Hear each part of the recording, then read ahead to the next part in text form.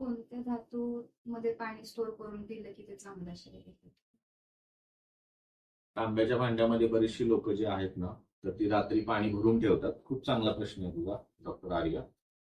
खूप लोक वर्षानुवर्ष तांब्याच्या भांड्यामध्ये म्हणजे तांब्याच्या तांब्यामध्ये कॉपर आणि सकाळी ते अनुषपोटी पितात, की ज्याने स्वास्थ्य येईल, लघवी संडासला स्वच्छ होईल.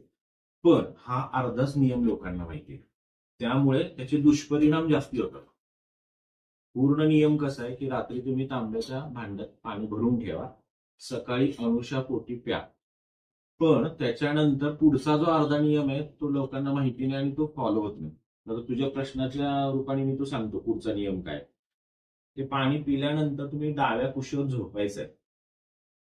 15-20 मिनिटं ते अर्धा तास तुम्ही पाणी पिल्यानंतर डाव्या कुशीवर झोपायचंय आणि नंतर एक 20-25 मिनिटं चालून यायचं. त्या आणि त्याच वेळी ते पाणी तुम्हाला लाभदायक होतं, हितकारक होतं. अदरवाईज त्याचे दुष्परिणाम होतात.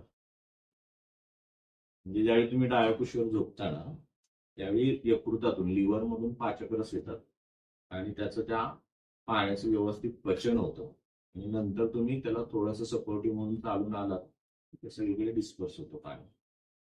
परत सांगतोय, पाणी हे सुद्धा पचावं लागतं आणि तुम्ही जास्त पाणी पिल्यानंतर अग्नीवर जसं पाणी ओतलं की अग्नी दिसतो, तसं तुमचा जाठराग्नी कमी होतो, मंद होतो.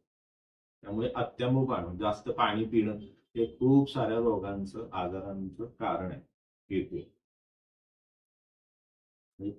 तांब्याच्या भांड्यात पाणी पिण्याचा नियम जो आहे ना, तो तुझ्या प्रश्नामुळे तो एक क्लिअर झाला.